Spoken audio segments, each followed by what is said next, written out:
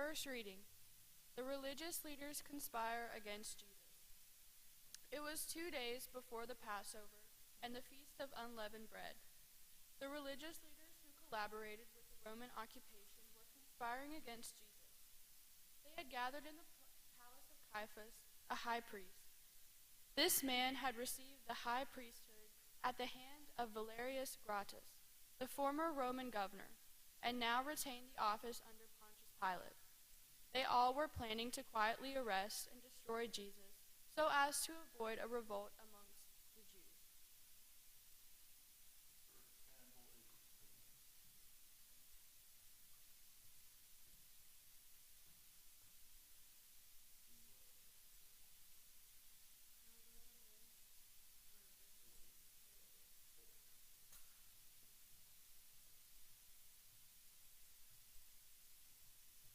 Second reading.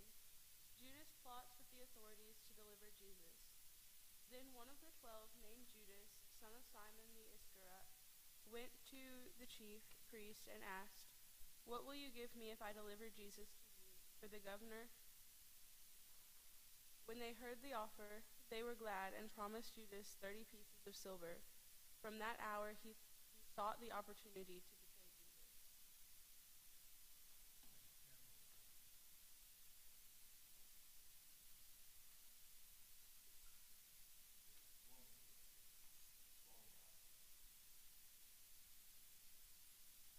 Third reading. Jesus tells his disciples where to celebrate the Paschal meal. At the beginning of the feast, when the Passover lamb was sacrificed, the disciples of Jesus approached him and asked, "Where do you wish us to prepare the Paschal meal?" Jesus took 2 of his disciples and instructed them, "Go into the city, and you will see there a man carrying a water jar. He will show you a suitable place." The 2 did as Jesus commanded. They entered the city where they found the man with the water jar, who brought them to a large upper room.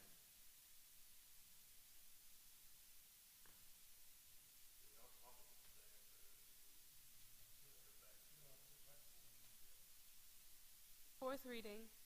Jesus announces that one of his disciples will betray him. When evening had come, Jesus arrived with the 12. While they were eating, he said, "I tell you truly that one of you is going to betray me." The disciples were stunned and with grief and began to protest one after the other. "Surely not I," Jesus replied. "The betrayer is one of you, dipping his hand in this dish with me. The Son of Man is fulfilling Scripture, but woe to the man through whom the Son of Man is betrayed." Then Judas slipped out into the night.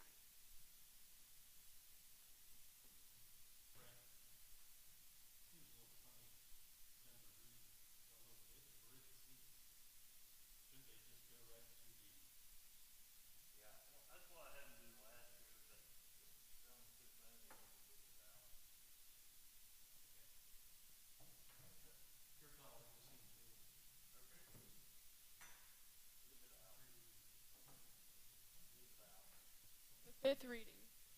As they were eating, Jesus took bread. After reciting the blessing, he broke it and gave it to his disciples as he said, "Take, eat. This is my body." Then taking the cup with the traditional blessing, he gave it to his disciples as he said, "This is my blood, the covenant which is being shed for many. I tell you in truth that I shall not drink again from the fruit of the vine until that day when I drink it fresh in the kingdom of God." Having sung a hymn, they left the city for the Mount of Olives.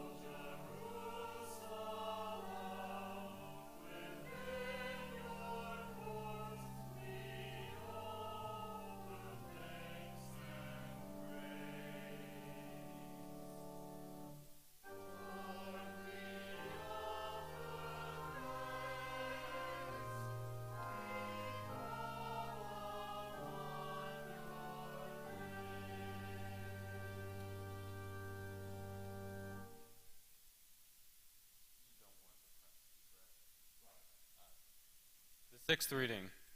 As they walked, Jesus said to his disciples, "You will all desert me this very night. So it is written in the prophet Zechariah, 'Strike the shepherd and the sheep will be scattered.'" Then Peter protested, Though all desert, I will remain by you." Jesus replied, "I tell you truly that in this very night, before the cock crows twice, you shall deny me 3 times." Still Peter maintained, "Even though I must die with you, I will never deny you." And so declared all the disciples. The seventh reading. Jesus halted at an olive grove called Gethsemane. Then going apart with Peter, James, and John, he left them on watch and continued a little farther alone. There he fell on his face in anguished prayer. Soon he returned to the 3 on watch and found them sleeping. Rousing them, he asked Peter, "Could you not watch with me for just 1 hour? Watch and pray that you are not put to the test. For the spirit is willing, but the flesh is weak." Again Jesus went apart in troubled prayer, and again he returned to find the disciples sleeping, for their eyes were heavy. A 3rd time Jesus withdrew to pray, and the 3rd time he found the disciples sleeping. Then Jesus said, "Sleep on and finish your rest. Now is the time for the Son of Man to be delivered into the hands of sinners. Here comes my betrayer."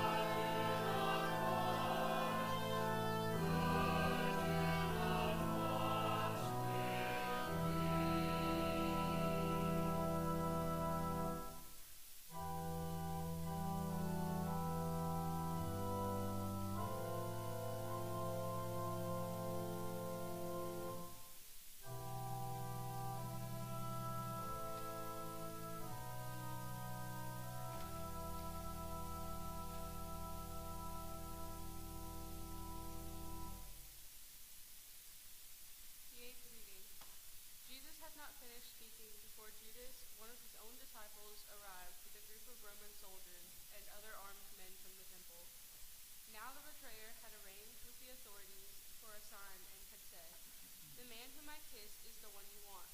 In accord with this arrangement, Judas went directly to Jesus and cried out, "Greetings, Master." Then he gave him the kiss. Jesus responded, "Judas, would you betray the Son of Man with a kiss?" Immediately the soldiers laid hands on Jesus and held him fast. Then one of the disciples with Jesus drew his sword and cut off an ear from the slave of the high priest. But Jesus said to him, "Sheathe your sword.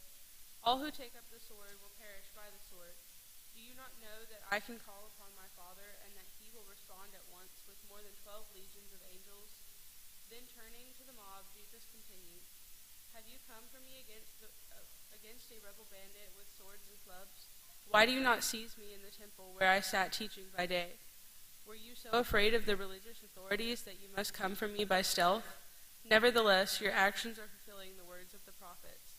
Then all of his disciples forsook him and fled.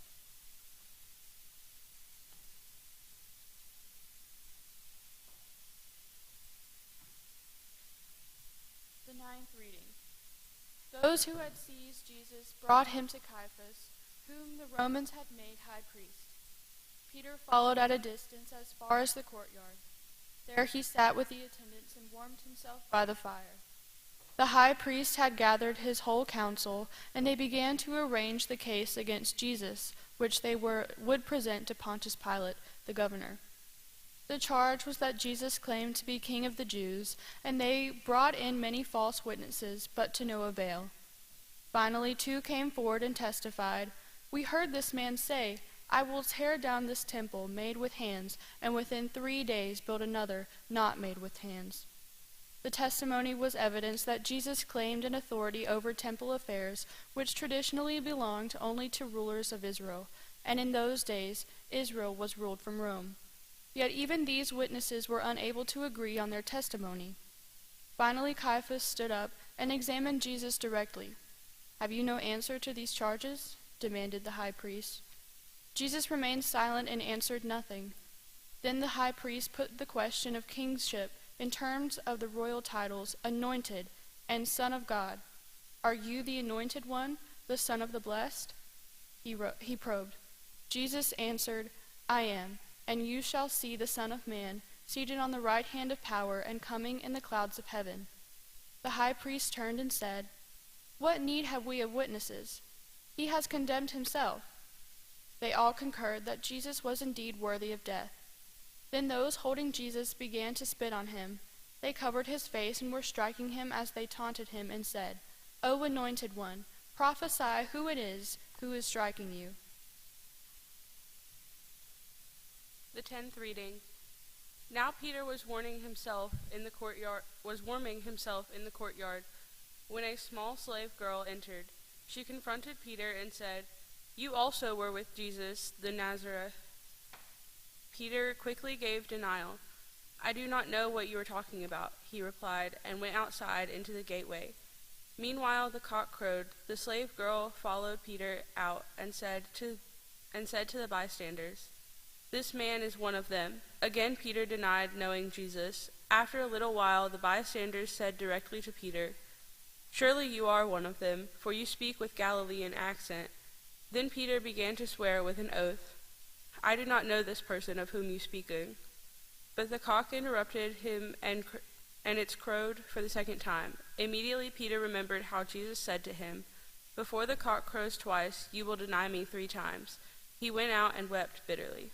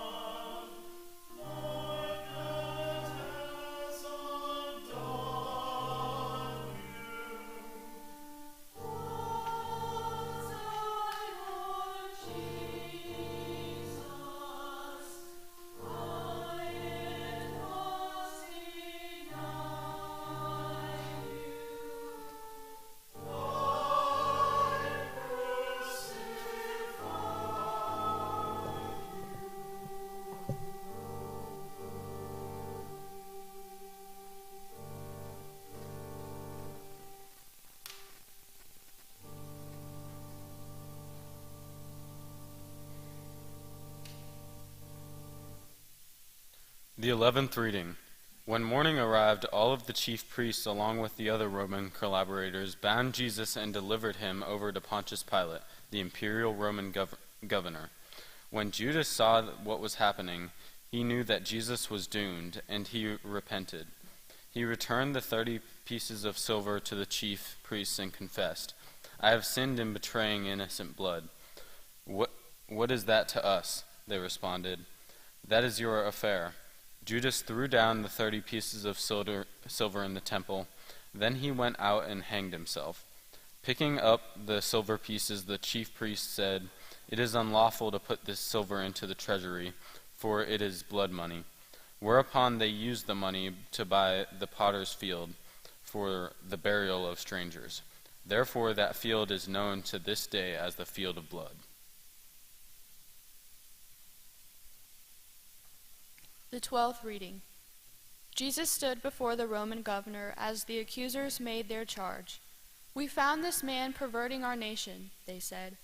"He was forbidding us to pay taxes to the emperor and proclaiming himself anointed king." The governor asked, "Are you the king of the Jews?" Jesus answered, "You have said so." The chief priests were accusing him of many things. Therefore Pilate again spoke to Jesus. "Have you no answer to give?" he asked. "Look at how many accusations they are making." Jesus astonished Pilate by remaining silent.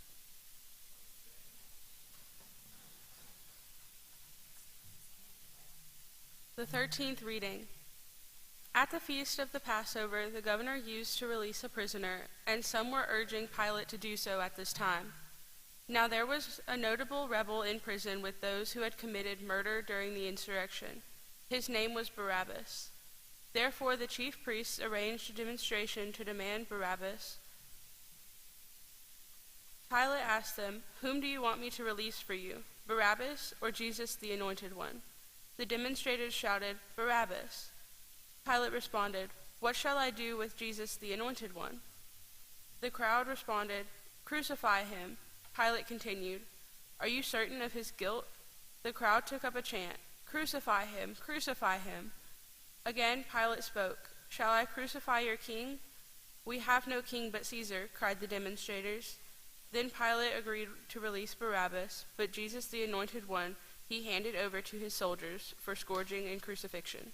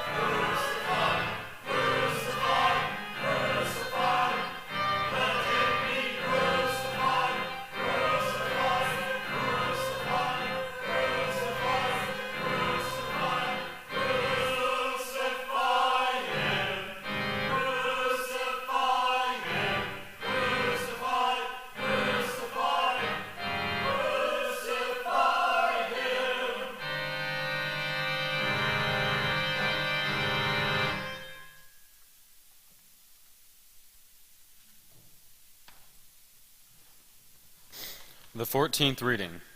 The soldiers led Jesus away within the governor's palace. There they assembled the whole battalion. They clothed Jesus in royal purple. They set a crown of thorns upon his head and shoved a reed between his fingers for the scepter. They began to mock him by kneeling before him and proclaiming, "Hail, King of the Jews!" They all spat upon him and smote him on the head with a stick. Then, after mocking him, they took away the purple robe, returned his own clothes, and brought him out to crucify him.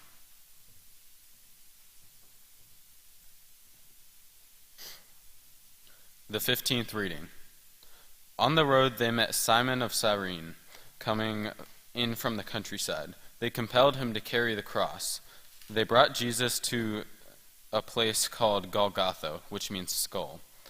There they crucified him. They offered him wine mingled in myrrh, but he refused it.